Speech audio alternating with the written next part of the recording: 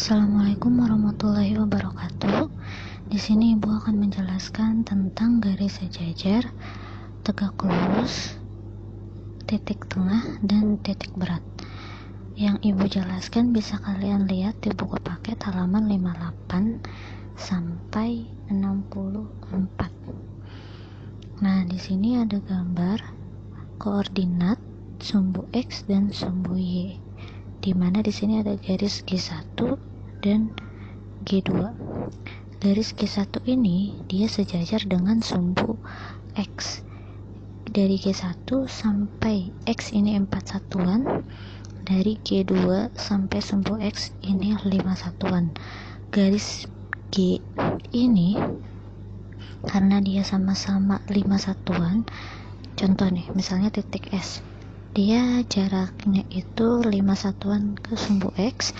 Garis P juga sama, dia jaraknya 5 satuan ke sumbu X. Titik Q juga dan titik R juga, karena mereka sama dengan jarak 5 satuan, maka garis G2 itu sejajar dengan garis sumbu X. Selain itu juga G1 nih, dari titik A, B, C, D, dan E itu sama-sama mempunyai jarak 4 satuan ke sumbu X, maka dia sejajar dengan garis atau sumbu X. Itu yang disebut dengan sejajar. Nah, di sini ada sumbu X dan sumbu Y dan juga garis L1 dengan L2. Perhatikan garis L1 ini dia mempunyai jarak yang sama terhadap sumbu Y. Contoh D, E, F, G, H. Dia jaraknya sama-sama mempunyai 5 satuan ke sumbu Y, maka garis L1 sejajar dengan sumbu Y. Begitu juga dengan garis L2, jaraknya adalah 4 satuan ke sumbu Y, K, L, M, N, dan P, maka garis L2 sejajar dengan sumbu Y. Jika garis yang sejajar dengan sumbu Y, maka secara otomatis dia akan tegak lurus terhadap sumbu X.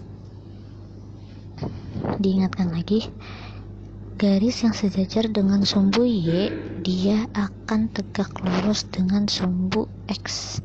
Begitu juga dengan sumbu X. Jika dia sejajar dengan sumbu X, maka dia tegak lurus dengan sumbu Y. Oke, itu penjelasan sejajar dan tegak lurus. Sekarang titik potong. Nah, perhatikan di sini ada sumbu X dan sumbu Y. Ada garis K, L, M.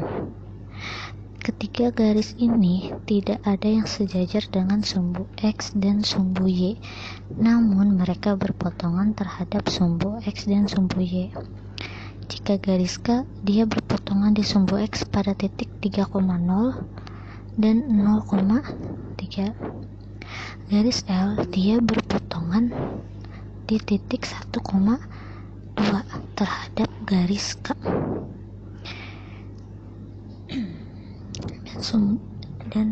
Dan garis M, dia berpotongan di titik atau di sumbu X min 2,0.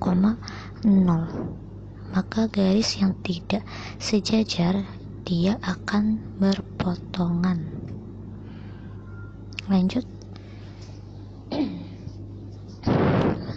Di sini ada titik tengah dan titik berat. Perbedaannya adalah kalau titik tengah itu dibagi 2, kalau titik berat dibagi 3. Di sini ada titik A, dan titik B. Titik tengahnya berarti yang P. Jadi kalau mencari titik tengah itu cuman X1 tambah X2 bagi 2, Y1 tambah Y2 bagi 2. Nah, hasilnya itu dia berada di titik P. Ya, nih ada rumusnya ini. Oke. Nah, sekarang titik berat. Kalau titik berat itu dia dibagi 3. Di sini ada titik A, B, dan C.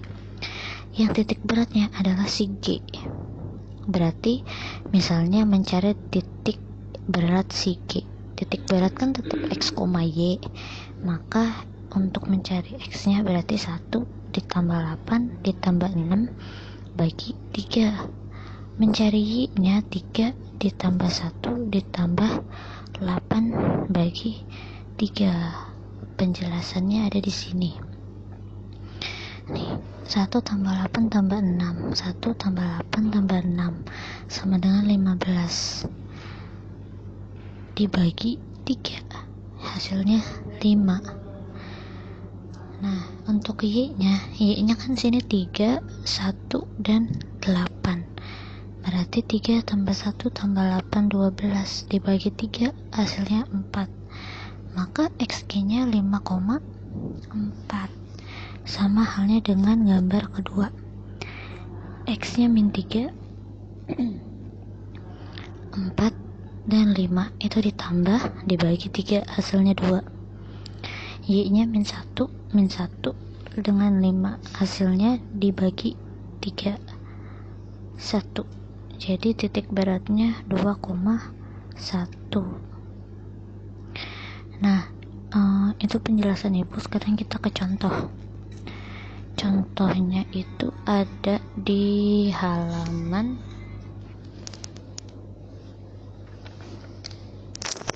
67.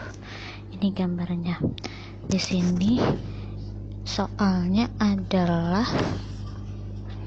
dengan menggunakan titik tengah tentukan koordinat titik sudut keempat pada jajar genjang dan belah ketupat berikut. Jadi di sini ada titik A, B, C, dan D. Yang belum diketahui adalah titik B. Berarti kita cari dulu titik B. Caranya adalah XB sama dengan XB ditambah XD bagi 2. Kalau di buku kalian nulisnya per 2 ya. Sama dengan XA ditambah XC bagi 2. Lanjut. XB nya kan belum ada yang kita cari ya. XB ditambah XD itu min 1 oke, dibagi 2 sama dengan XA nya 2 ditambah 8 bagi 2.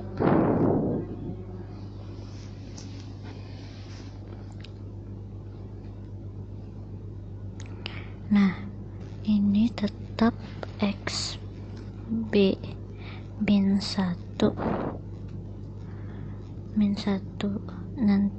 sama dengan 2 tambah 8 16 2 tambah 8 10 bagi 2 5.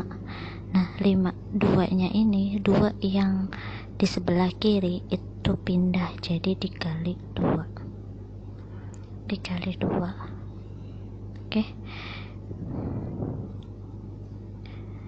XB sama dengan 5 kali 2 10 ditambah 1, maka XB nya sama dengan 11.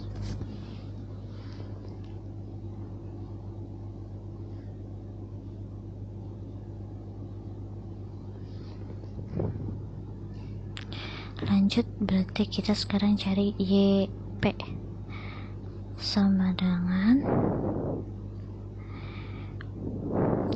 YB ditambah YD bagi 2 sama dengan YA ditambah YC bagi 2. Kalau nggak mau ribet, kalian duanya langsung dihilangkan saja karena sama-sama ruas kiri sama ruas kanan dikali 2, jadi penyebutnya hilang. Maka sisa YB ditambah YD nya 5. Oke.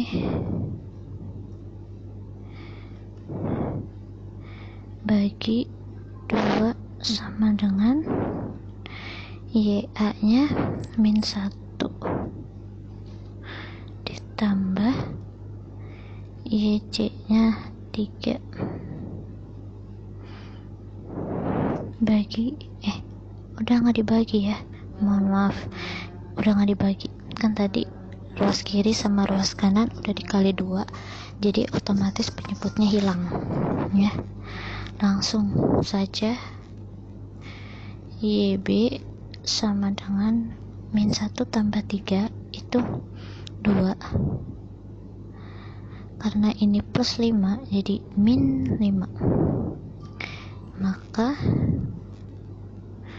YB sama dengan -3.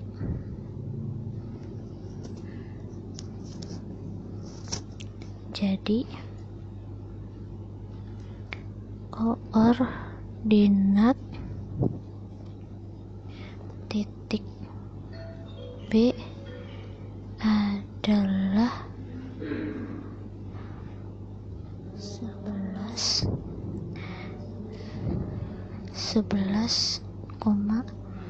-3.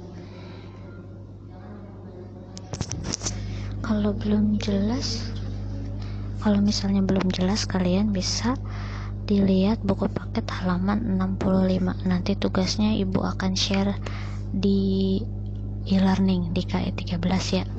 Kalau ada yang mau bertanya bisa WA Japri. Oke. Wassalamualaikum.